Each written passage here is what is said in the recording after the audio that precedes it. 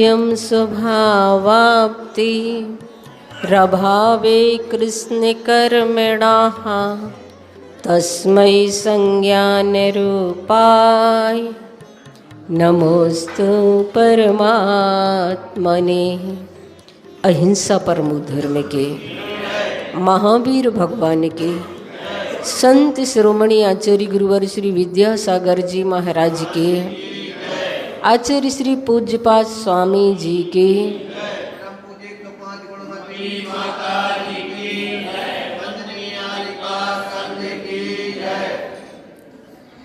आज यहाँ पर हम समझेंगे कि स्वात्म संवित्ति की बढ़ने पर क्या क्या बातें हुआ करती हैं। स्वात्म संवित्ति यानी जब साधक अपनी आत्मा में उतर जाता है तब फिर किस प्रकार से उसकी परिणति होती है। गाथा है निशामयति निःशेष मिन्द्रजालोपमं जगत् स्पृहत्यात्मलाभाय गत्वान्यत्रानुतप्यते। कहा जा रहा है निःशेष यानी कि समस्त जगत, ये संपूर्ण संसार इंद्रजालोपमम, इंद्रजाल की तरह निष्प्रह निस्सार निशाम ऐति दिखाई देने लगता है तब आत्मलाभाय आत्मस्वरूप पाने के लिए स्पृहति अभिलाषा होती है। उस समय यदि अन्यत्र मन कहीं अन्यत्र गत्वा जाता है तो अनुतप्यते संतप्त व्याकुल हो जाता है। वो साधक अपनी जिंदगी का एक क्षण भी बाहर अगर पहुंच गया है, पंचेंद्रिय के विषयों में तो वैसे भी नहीं जाता है, लेकिन फिर भी शुद्धोपयोग से कभी शुभोपयोग में उतर आते हैं तो भी उन्हें लगता है कि मुझे इससे घाटा हो रहा है। इसलिए इस कारिका में बताया जा रहा है कि आत्मानुभवी साधक का मन इस संसार में कहीं भी नहीं लगता है।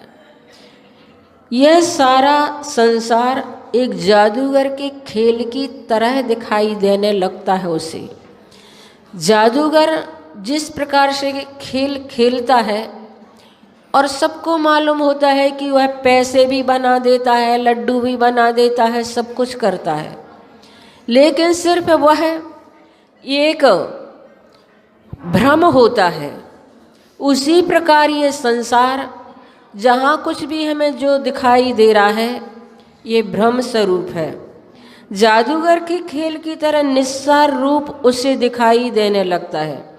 जैसे जैसे शुद्धात्म तत्व झलकने लग जाता है वैसे वैसे यह संसार इंद्रजाल के समान ऐसा लगता है कि जिसके लिए वह साधक प्रत्येक क्षण प्रत्येक पल अपने जीवन के सभी क्षणों को आत्म गहराई अध्यात्म के साथ जीने की कोशिश करता है। जैसे कोई बंगाली जादूगर होते हैं, वे एक एक फूंक मार करके नई नई चीज़ दिखाते जाते हैं, लेकिन ध्यान रखना उस जादूगर के पैसे से कभी भी पेट नहीं भरता। आचार्य श्री हमेशा कहते हैं कि वह अभी तो वह रुपये पैसे आदि बना देता है और बरसा देता है किसी भी चीज़ से, लेकिन जैसे ही खेल समाप्त होता है तो वह कटोरा लेके सबसे फिर 5-5 पैसे के लिए अपना कटोरा फैलाता है। जब उसके पास इतनी ताकत है कि किसी भी चीज़ में से पैसे गिरा देता है, बरसा देता है, तो फिर क्यों वह 5-5 पैसे के लिए 10-10 पैसे के लिए हाथ फैला रहा है? क्योंकि वो पैसे जो दिखाई दे रहे हैं वो हकीकत नहीं है, वो वास्तविकता नहीं है, वो तुम्हारे सिर्फ आँखों का भ्रम होता है। उसी प्रकार आचार्य श्री यहाँ पर कह रहे हैं, कहने का मतलब है कि जादूगर के खेल में से जो पैसे का लाभ होता है वह आजीविका का साधन बन ही नहीं सकता। उस जादूगर की कोई भी चीज़ सारभूत नहीं होती। उसी प्रकार आचार्य कहते हैं कि जिन्हें यह संसार इंद्रजाल के समान अभिलषित इच्छा पूरी करने वाला लगता है, वे योगी अपने जीवन में धन्य हो जाते हैं। उनकी आंखें धन्य हो जाती हैं कि वास्तव में ये संसार हमारी इच्छाओं को कभी पूरा नहीं कर पाएगा, हमारी अभिलाषाओं की पूर्ति इस संसार में कभी नहीं हो पाएगी। ऐसी परिणति जिन्हें संसार की यथार्थ समझ में आ जाती है, वे साधक धन्य हो जाया करते हैं। आचार्य कुंद कुंद भगवान को मेरा नमस्कार हो, आचार्य कह रही है। क्यों उन्हें स्मरण किया गया ष्टोपदेश के बीच में? तो कहा जा रहा है क्योंकि उनकी आंखें निर्विकार बन गईं, किसी भी प्रकार का विकार नहीं रहा। धन्य है उनकी सौभाग्य की स्थिति, धन्य है उनका सौभाग्य कि उन्हें ये सारा संसार स्वप्न के समान दिखने लगा था। आचार्य कुंद कुंद स्वामी ने 11 वर्ष की उम्र में संन्यास धारण कर लिया था। 11 वर्ष की उम्र में उनके ज्ञान नेत्र खुल गए थे। 11 वर्ष की उम्र में उन्हें ये संसार असार दिखाई देने लगा था। और ऐसे आचार्य कुंद कुंद स्वामी जैन जगत के सिरमौर आचार्य माने जाते हैं, जिन्हें सभी बहुत ही श्रद्धा के साथ उनको पूजते और स्मरण करते हैं। ऐसे कुंद कुंद आचार्य धन्य हो गए जिन्होंने 84 पहाड़ अपने आत्मानुभव से हम सभी के सामने रच करके रखे। यह संसार तो तृण बिंदु इंद्रजाल मृग मारीचिका की तरह है। इस संसार को उपमा दी ही गई है ऐसी चीज़ों की। मृग मारीचिका क्या कहलाती है? वह हिरण जब प्यासा होता है, रेगिस्तान में भागता है, दौड़ता है, पानी की तलाश में, पानी की खोज में वह मृग भागता है। उसे लगता है जब वह रेत चमकती है धूप के कारण, तो उसे लगता है शायद आगे पानी भरा हुआ है, और वह दौड़ता है, वहाँ तक जाता है, फिर उसके आगे उसे लगता है शायद वहाँ पर पानी भरा हुआ है। पानी रहता कहीं नहीं है, पर उसे पानी दिखाई देता है। ये मृग मरीचिका कहलाती है। उसी प्रकार संसारी प्राणी को दुनिया की चीज़ों में सुख दिखाई देता है, पर सुख होता नहीं है, सुखाभास जैसा होता है। इसलिए यहाँ पर कहा जा रहा है, जिसकी आत्म लाभ की इच्छा होती है उसी को यह संसार इंद्रजाल के समान लगता है। जो आत्मलाभ करना चाहता है वह हमेशा अपने उपयोग की, आत्मा की परिणति को समझ लेते हैं, और वास्तव में उनके संस्कार ऐसे होते हैं, जन्म से ही उनमें उस प्रकार के संस्कार हमें देखने को मिलते हैं। जैसे कि आचार्य श्री का कल आप लोगों ने व्यक्तित्व देखा, मुनि श्री समय सागर महाराज शांति नाथ जो थे, उनका भी आपने व्यक्तित्व कल देखा। जब वो अनंतनाथ को शिक्षा दे रहे थे, जब अनंतनाथ पूछ रहे थे कि क्या कर रहे हो तुम, तो कह रहे थे हम भेद विज्ञान कर रहे, मूंगफली छील रहे थे और उसमें से छिलका अलग कर रहे थे, दाने अलग कर रहे थे। अनंतनाथ ने पूछा तुम क्या कर रहे हो, तो कह रहे थे हम भेद विज्ञान कर रहे हैं।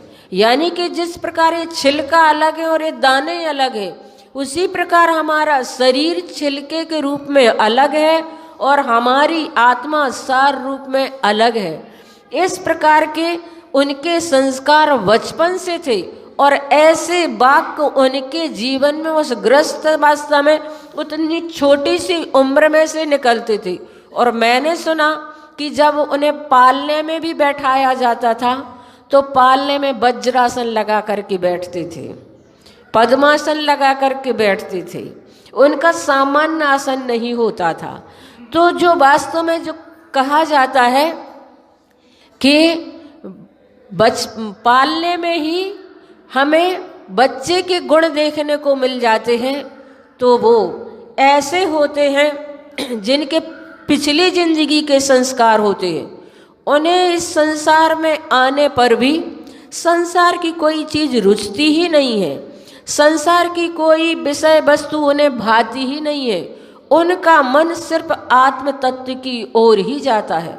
और वास्तव में आप लोगों ने देखा होगा, जैसी चर्या आचार्य श्री की है वैसी ही चर्या उन्होंने मुनि श्री समय सागर महाराज जी ने भी अपने जीवन में आत्मसात की है।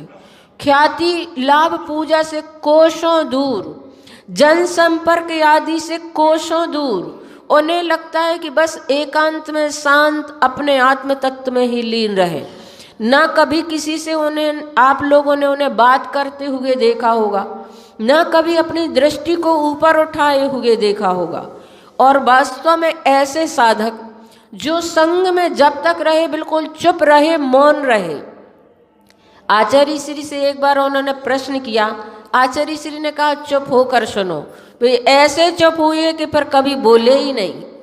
और जब बाहर निकले तो ऐसी प्रभावना करते हैं, ऐसी प्रभावना करते हैं कि वास्तव में लगता है कि चतुर्थ काल जैसे वहाँ बरस रहा हो। जहाँ भी वो जाते हैं बहुत अच्छा धार्मिक माहौल बन जाता है। तो ये संस्कार पिछली जिंदगी के हुआ करते हैं और इन संस्कारों को साधक जब अपनी पिछली जिंदगी से लेकर के आता है तो उसे ज़्यादा पुरुषार्थ नहीं करना पड़ता है। उनका स्वयमेव ऐसा जीवन सरलता से बना ही होता है। तो बंधुओं, ऐसे साधक के व्यक्तित्व कृतित्व को जब हम देखते हैं तो हमें लगता है वो भी हम सभी के बीच में से ही हुए हैं। लेकिन उनके अंदर विषयों के प्रति इतनी अरुचि क्यों, और हमें इतनी विषयों के प्रति आसक्ति गृद्धता क्यों? हम अंते श्वासें लेते समय भी उन्हें क्यों नहीं छोड़ पा रहे हैं? और उन्होंने जिंदगी की शुरुआत करते से ही क्यों उस ओर नहीं देखा? आचार्य श्री से किसी ने पूछा था कि आपने विवाह तो किया नहीं है, फिर आपको इतना वैराग्य कैसे आ गया? आपने तो संसार देखा ही नहीं, फिर आपको ऐसा वैराग्य क्यों आया? तब आचार्य श्री ने कहा था, संसार तो हमने नहीं देखा है, लेकिन संसार में रहने वाले उन ग्रस्तों के चेहरे जरूर देखे हैं। इस कारण से उन्हें वैराग्य उत्पन्न हुआ। तो बंधुओं, ऐसे साधक होते हैं जो 24 घंटा अपने आप में निमग्न रहते हैं। आचार्य श्री बिल्कुल हमेशा दुनिया में रहते हुए भी दुनिया से बिल्कुल अलग रहते हैं। ब्रुवन्नपि न ब्रूते, गच्छन्नपि न गच्छति, पश्यन्नपि न पश्यति। बोलते हुए भी नहीं बोलते हैं, देखते हुए भी नहीं देखते हैं, चलते हुए भी नहीं चलते हैं। ऐसी उनकी परिणति है। कल आपने आचार्य श्री के व्यक्तित्व कृतित्व को देखा, समझा। और अब महावीर जयंती, महावीर निर्माण दिवस आने वाला है। और महावीर निर्माण दिवस दीपावली पर भगवान महावीर को मोक्ष प्राप्त हुआ था, उनको निर्वाण प्राप्त हुआ था। और उस निर्वाण कल्याणक के समय 5 कल्याणक 1 घंटे में आप लोग देख लेते हैं, ऐसा कराते हैं।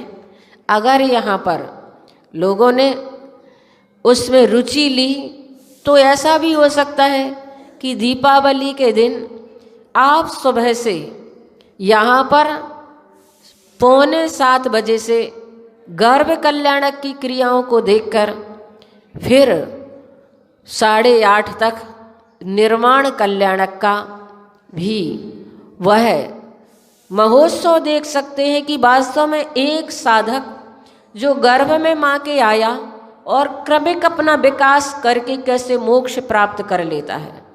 पंच कल्याणक की क्रियाएं, आप लोग तो पंच कल्याणक जब देखते हैं तो 6 दिन लगते हैं, 7 दिन लगते हैं। यहाँ बड़े शॉर्ट में 1 घंटे में वो 5 कल्याणक की क्रियाएं, जिनमें माता पिता का चयन भी होता है, सौधर्मेंद्र कुबेर और सानत कुमार महेंद्र आदि, पर उसमें पैसे की जरूरत नहीं होती है, पैसे वाले व्यक्ति नहीं होते हैं, उसमें कला की आवश्यकता होती है कि जो इस प्रकार से उसका मंचन कर सके। उन पात्रों का चयन जरूरी होता है, क्योंकि अब ज़्यादा दिन नहीं है, शायद 15 तारीख की दीपावली है ना, 15 दिन है ना, 15 तारीख की है ना, 15 दिन ही अपने पास शेष हैं। आज 1 तारीख है, उन्हें प्रैक्टिस की भी ज़रूरत होती है।